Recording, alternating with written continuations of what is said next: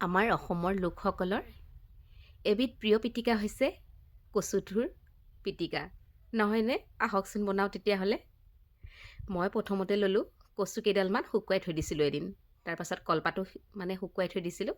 এয়া দি দিলোঁ কচু থোৰখিনি কাটি কাটি, লগতে দিলোঁ আদা নহৰু আৰু লগতে জালুক খুন্দা। তাৰপাছত দি দিলোঁ এয়া কেঁচা জলকীয়া, তাৰপাছত নিমখ, কণবিলাহী ঘৰৰে। আপোনালোকক আগতে গছজোপা দেখুৱাইছিলোঁ নহয়, বৰ ধুনীয়াকৈ লাগিছে এবাৰ দেই। তাৰপাছতে শুকান জলকীয়া ধুনীয়াকৈ ধুই দি দিলোঁ এনেকৈ, আৰু কেইটামান মচুৰ দালিও দি দিলোঁ। দি এনেকৈ টোপোলা এটা বনাই ল'লোঁ। কুকাৰৰ তলত অকণমান পানী দি ষ্টেণ্ড এডাল দি 5টা চিটি মাৰি ল'লোঁ। পিটিকা এনেকৈ অতি সোনকালে ৰেডি হৈ যায়, আৰু খাবলৈ যে ইমান সোৱাদ নহয়, আপোনালোকে বনাই খালেহে গম পাব। এনেকৈ কুকাৰত আচলতে জুইত পোৰাটো আৰু বেছি সোৱাদ হয়, কিন্তু এইটো কিন্তু তাৰ তুলনাত কিন্তু বহুত ভালেই হয় বুলি ক'ব পাৰি।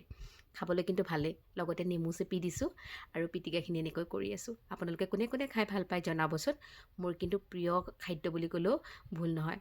আজিলৈ আহোঁ, আকৌ লগ পাম। Bye bye.